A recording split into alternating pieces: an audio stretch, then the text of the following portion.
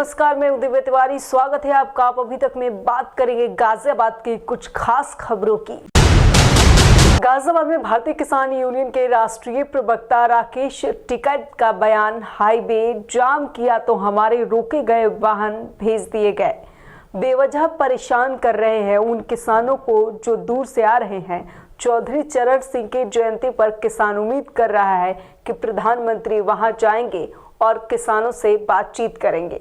है लगातार रोका जा रहा है, क्या मांग है आपकी प्रशासन? नहीं, वहाँ पे पीलीभीत से कुछ लोग हमारे आ रहे थे, रामपुर से आ रहे थे, तो उनको रोक रहे थे और वे जहाँ बैठते थे आगे बैरिकेटिंग लगा देते थे। तो ये तो गलत चीज़ है भाई। कोई घर से निकल के आ गया, आप उसको क्यों तंग कर रहे हो?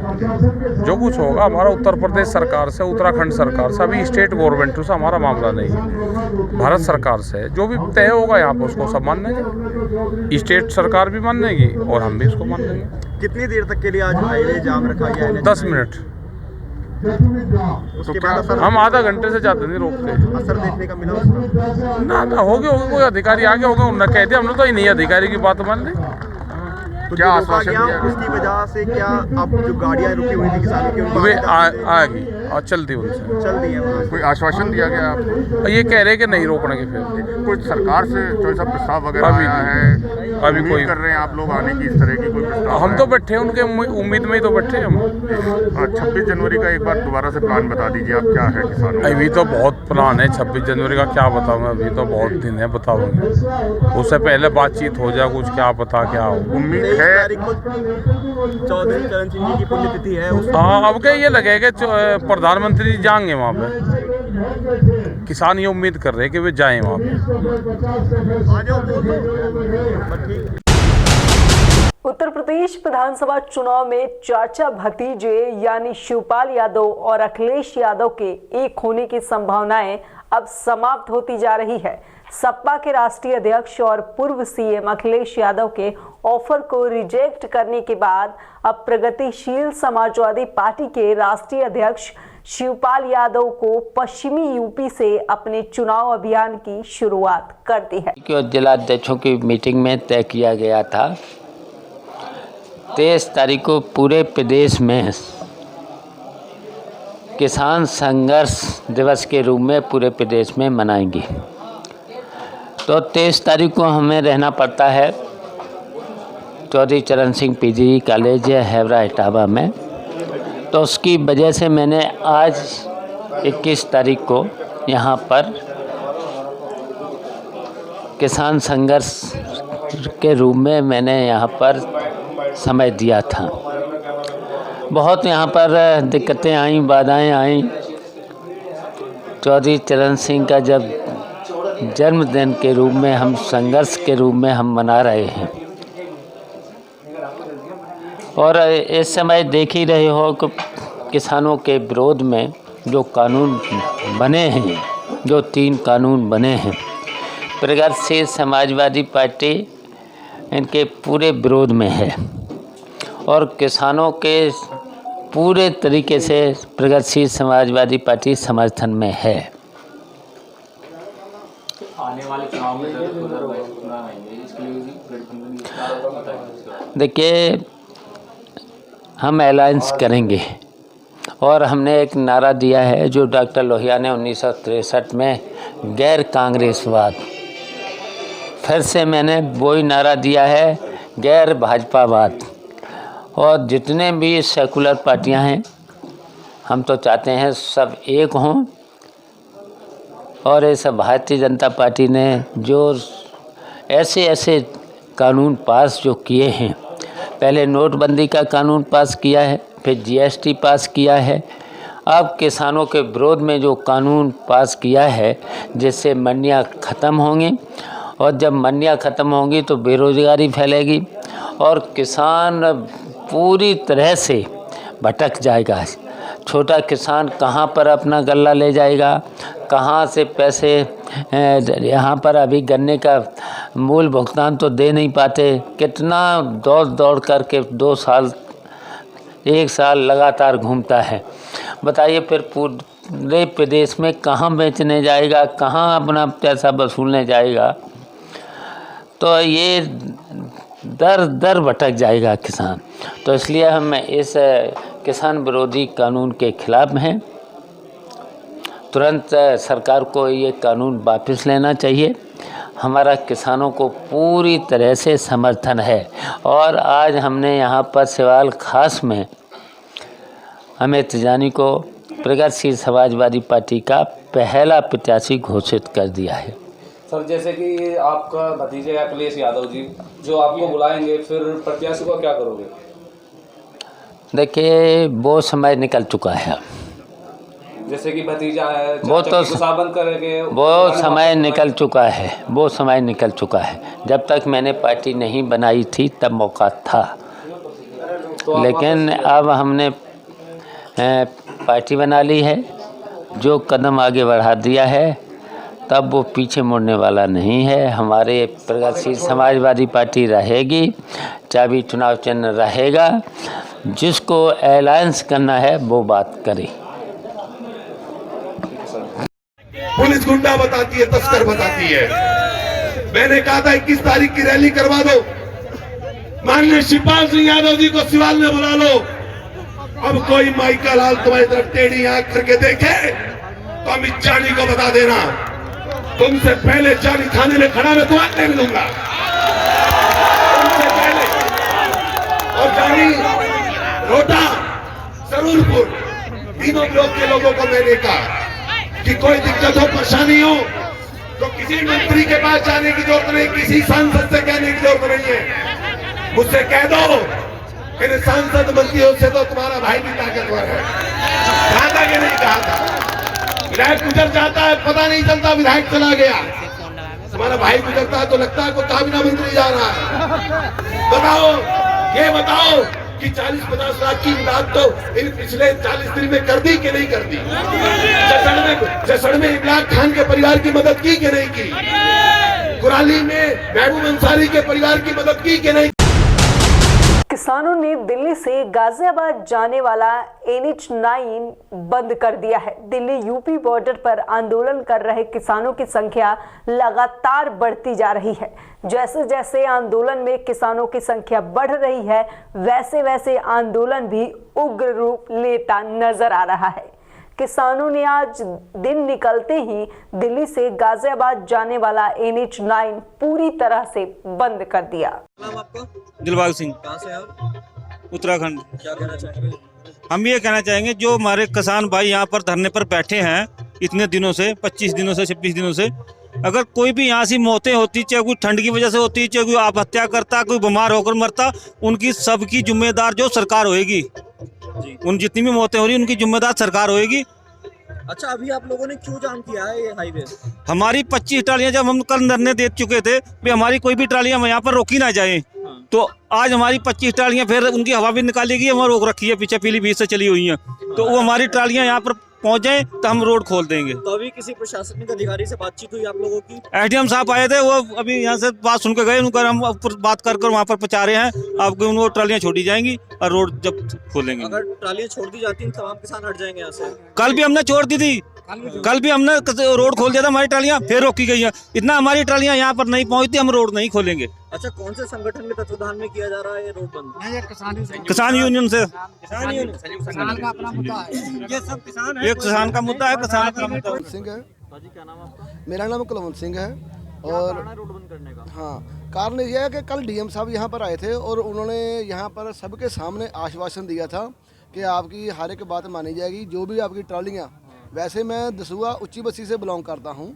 हमारे जो पंजाब वाले हैं वो ज़्यादातर सिंघू बॉर्डर पे जाते हैं, लेकिन हमको ये पता चला कि इस बॉर्डर पे लोग कम आ रहे हैं, तो इसलिए हमने उधर से सारा अपना जो भी आदमी थे अपने पंजाब से आए, वो हम सबको लेकर यहाँ पर पहुँच गए हैं। तो हमने इनका साथ देना, हम सब भाई भाई हैं। हमारा यहाँ कोई भी, उधर काफ़ी ट्रालियाँ रोकी गई थी और उनको जैसे सर बोल से पंचर किए गए, उनके डॉक्यूमेंट ले लिए जाते हैं, पुलिस को घरों में बिठा दिया जाता है कि कोई भी किसान घर से बाहर ना निकले। यहाँ पर डीएम साहब कुछ बोलते हैं कि किसी को रोका नहीं जाएगा। सुप्रीम कोर्ट के ऑर्डर आ चुके हैं कि आंदोलन को शांतिपूर्वक चलाया जाएगा। यही कारण था कि कल डीएम साहब ने आश्वासन दिया था कि आपकी किसी भी ट्राली को किसी को रोका नहीं जाएगा, लेकिन आज उन्होंने रोक दिया है। रात को ही रोक दिया था जिसके कारण हमको ये दोबारा ये करना पड़ा। अगर वो यहाँ पर बैठेंगे आप, जब तक हम, पहली बात तो हम इस सरकार के ऊपर किसी के ऊपर विश्वास ही नहीं करते हैं, क्योंकि बयान यहाँ कुछ और देते हैं, शाम को बयान बदली हो जाते हैं। ट्रालियाँ छोड़ दी जाती हैं तो अगला कदम तो क्या होगा? अगर ट्रालियाँ छोड़ दी जाती है तो यहाँ पर संघर्ष हमारा और तेज होगा, जब तक ये कानून वापस नहीं लिए जाते। नहीं, ये रोड नहीं खोला जाएगा, ये फैसला हमारे लीडर्स ही करेंगे। साइबर सेल गाजियाबाद नगर कोतवाली पुलिस द्वारा फर्जी आधार कार्ड सेंटर का खुलासा हुआ है। 2 आरोपियों को पुलिस द्वारा गिरफ्तार किया गया है, जिनके कब्जे से पुलिस ने फर्जी आधार कार्ड बनाने के लिए लिफ्ट में लाई जाने वाली मशीनें भी बरामद की है। साइबर सेल ने एक फर्जी आधार कार्ड बनाने वाले गैंग का खुलासा किया है। कितने आधार कार्ड मिले और ये क्या मोडस ऑपरेंडी था इनका? देखिए, जनपद में ऑपरेशन 420 के तहत कोतवाली पुलिस और साइबर सेल को एक सफलता मिली है। इसमें 2 व्यक्ति पकड़े गए हैं, जिनका नाम फैजल और शहबाज है। ये दोनों लोग से पूछताछ में ज्ञात हुआ कि इन लोगों के द्वारा आधार कार्ड जो है वो बिना दस्तावेज लिए लोगों के नाम पते बदल दिया करते थे और उसके आधार पर फर्जी आधार कार्ड और वोटर ID कार्ड बनाते थे। इनके पास से आधार कार्ड, ब्लैंक आधार कार्ड, रेडीमेड आधार कार्ड और उसके अलावा जो आधार कार्ड बनाने के लिए जितने उपकरण होते हैं, स्कैनर वगैरह, थंब स्कैनर, आई स्कैनर, ये सब बरामद किया गया है और अभियोग पंजीकृत कर विधिक कार्रवाई की जा रही है। आप ये इसका इस्तेमाल कैसे किया करते थे और क्या चार्जेस लिया करते थे? कुछ इस बात का खुलासा हुआ? जैसा कि पूछताछ में इन्होंने बताया कि पूर्व में अभी कुछ दिनों पहले कॉल सेंटर पकड़ा गया था, उसमें उन अभियुक्तों से पूछताछ की गई थी।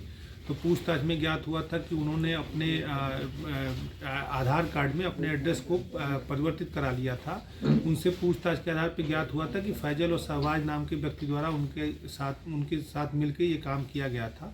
ये ऐसे विभिन्न जो भी लोग हैं, इनके साथ मिलके इस काम को अंजाम देते थे और साथ ही उनका हर मैटर में हिस्सा फिक्स होता था, उस हिस्से को इनको प्राप्त हो जाता था।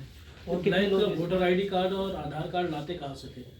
ये जैसा कि पूछताछ में बताया कि दिल्ली के किसी मार्केट से इनको ये ब्लैंक मिलता था। उस संबंध में भी पुलिस बल को निर्देशित किया गया कि विवेचना क्रम में ऐसे लोगों के विरुद्ध भी कार्रवाई की जाए। सर, अब तक ये कितने ऐसे लोगों के फर्जी आधार कार्ड बना चुके हैं और कौन लोग हैं वो जिनके आधार कार्ड बने हैं, कुछ उसका भी पता चला है?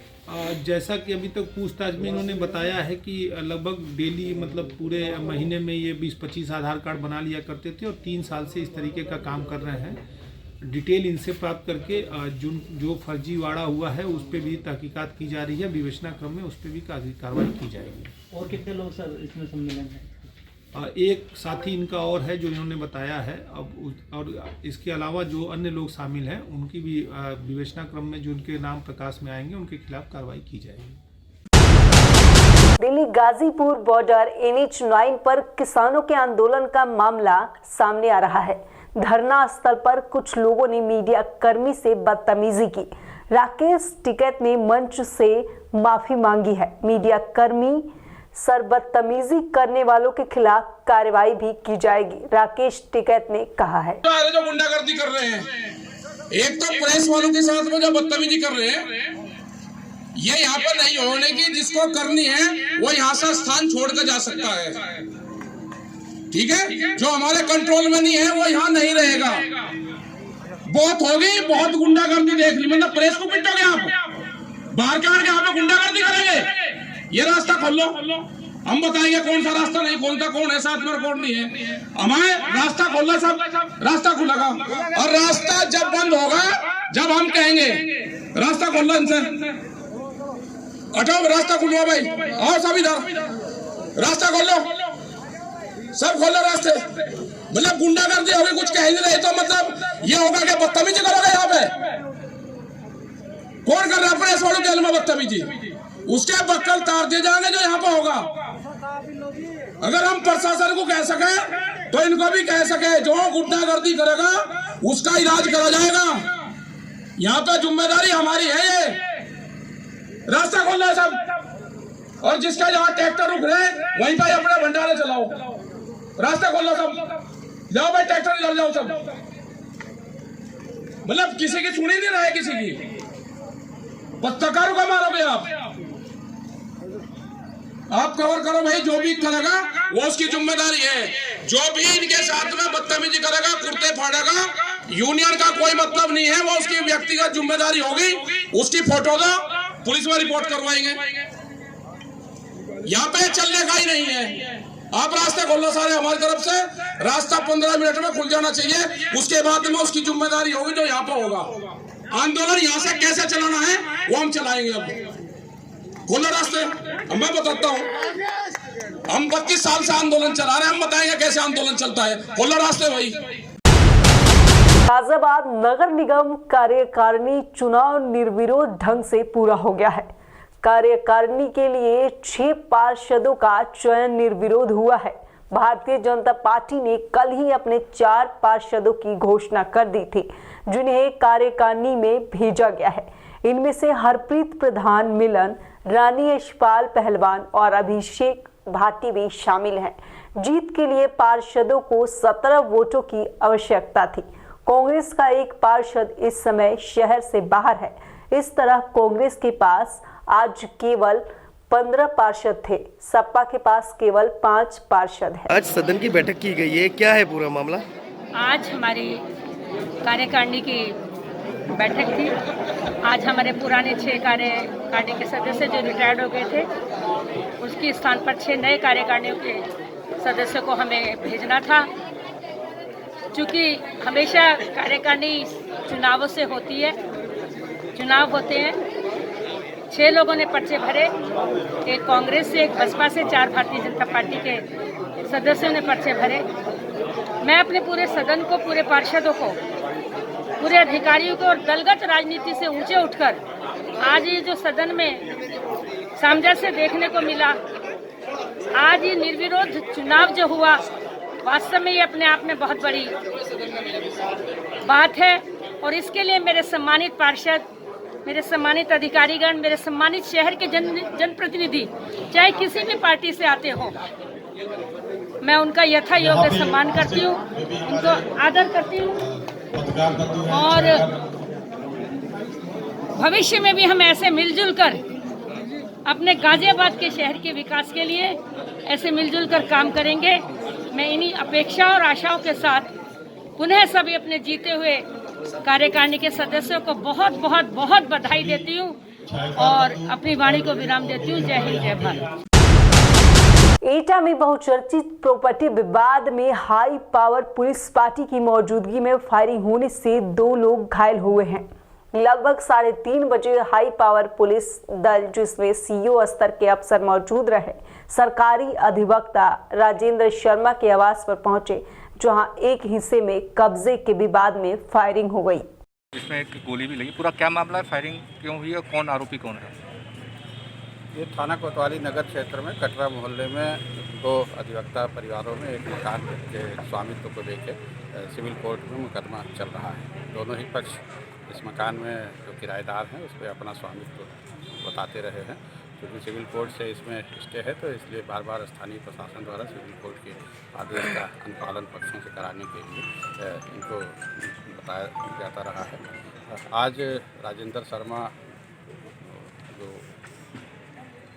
ex-DGC रहे हैं, और उन्होंने मकान स्वामित्व को लेके यहाँ जो किराएदार थे रेखा शर्मा, उनके अपने रिश्तेदारी में बाहर जाने की दशा में ये दरवाज़ा उनका अंदर से छिनाई करवा के उस पर उनके सामान गायब कर दिया और कब्जा करने का प्रयास किया। बाद में जब वो आए, उन्होंने सूचना पुलिस को दी, पुलिस यहाँ मौके पे आई, तो उस पर उन्होंने उत्तेजित होकर पुलिस के सामने उनके पुलिस वालों को अटैक किया। तो इसमें राजेंद्र शर्मा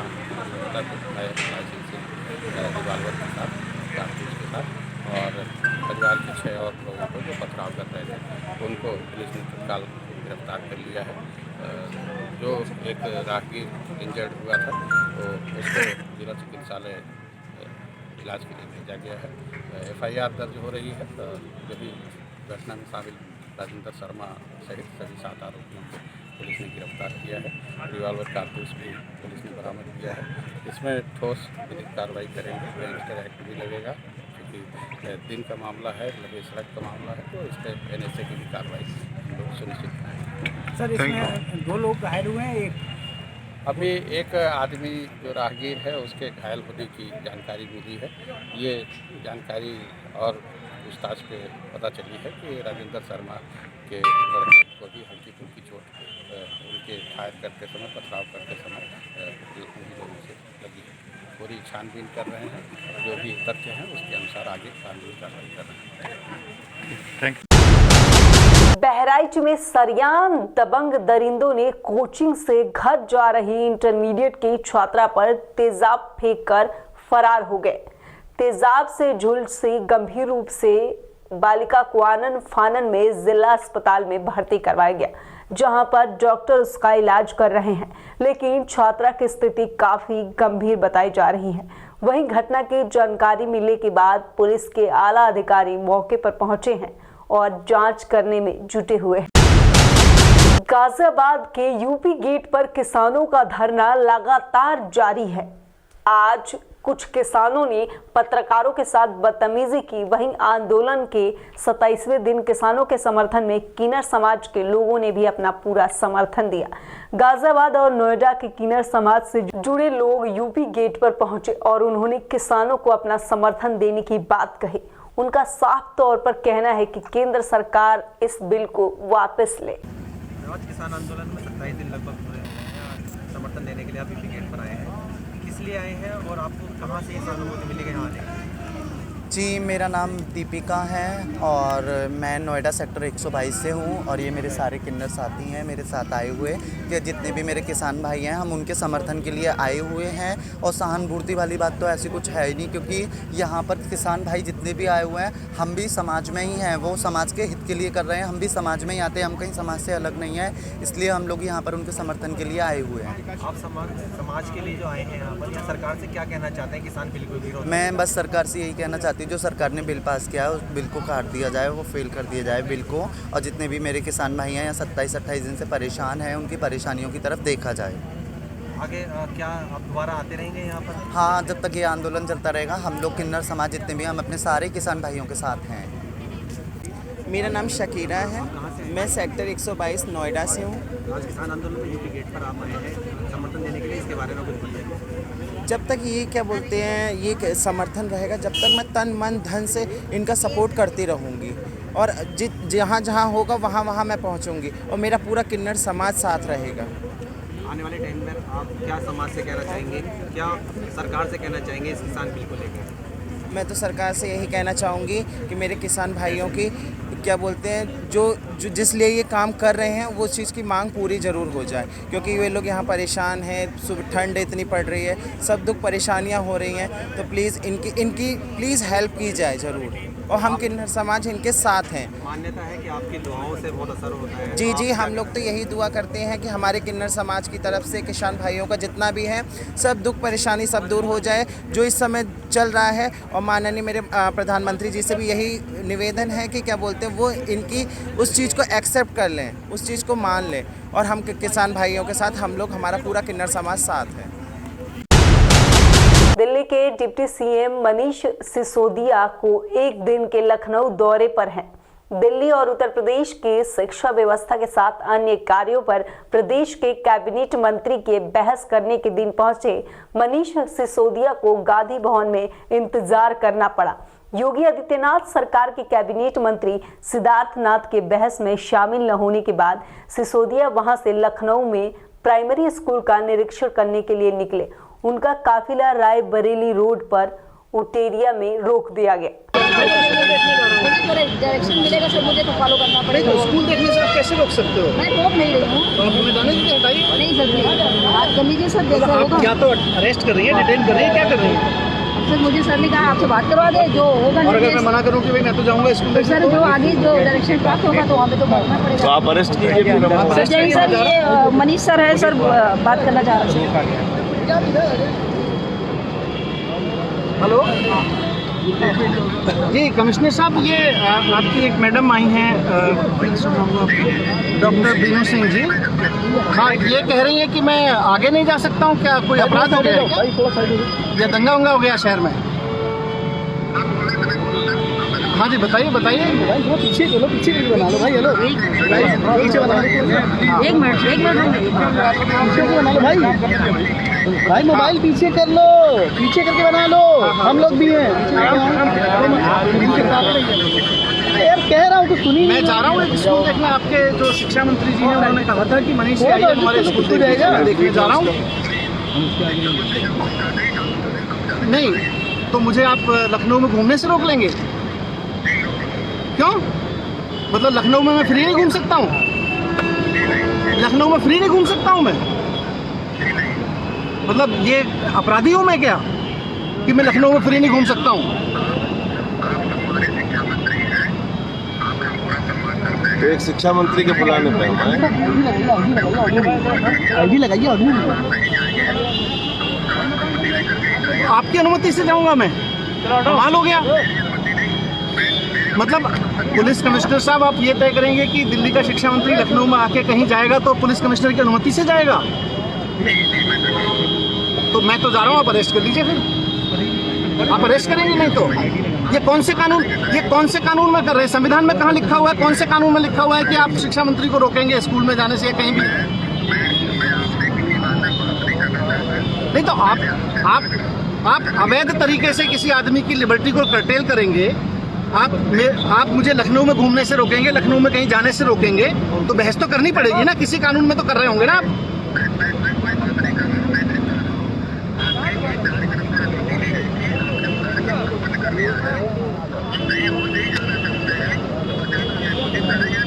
मैंने नहीं, परमिशन नहीं मैं मांगूंगा आपसे। आप परमिशन देने वाले कोई नहीं होते हैं, आप माफ कीजिएगा कमिश्नर साहब, आप परमिशन देने वाले कोई नहीं होते हैं। मैडम हटाइए। नहीं अभी तो सरकार जब निर्देश नहीं होगा या तो आप अरेस्ट करिए आप आपको कानून का जी ने कहा था उत्तर प्रदेश के शिक्षा मंत्री ने कि आप हमारे स्कूल देखने आइए। अब मैं यहाँ पे एक स्कूल देखने जा रहा हूँ तो कमिश्नर साहब मुझे फ़ोन करके कह रहे हैं कि आप हमारी अनुमति से जाएंगे। हम आपको अनुमति नहीं दे रहे हैं इसलिए आप जा नहीं सकते। तो ये तो मैंने उनसे पूछा कौन से कानून के तहत आप मना कर रहे हैं? तो कह रहे हैं कोई कानून नहीं है, कानून नहीं है, हम तो बस आपको मना कर रहे हैं। तो स्कूल देखने जाने से मना कर रहे हैं क्या? मुझे कह रहे हैं लखनऊ में आप कहीं जाएंगे तो हमारी अनुमति से जाएंगे। तो अब सर क्या आपका अगला फैसला? नहीं ये लोग अरेस्ट करें, क्या है इनको तय करना है कौन से कानून में अरेस्ट करेंगे, कौन से कानून में मना कर रहे हैं कि हम लखनऊ में जा नहीं सकते। जैसा कि आपने सुना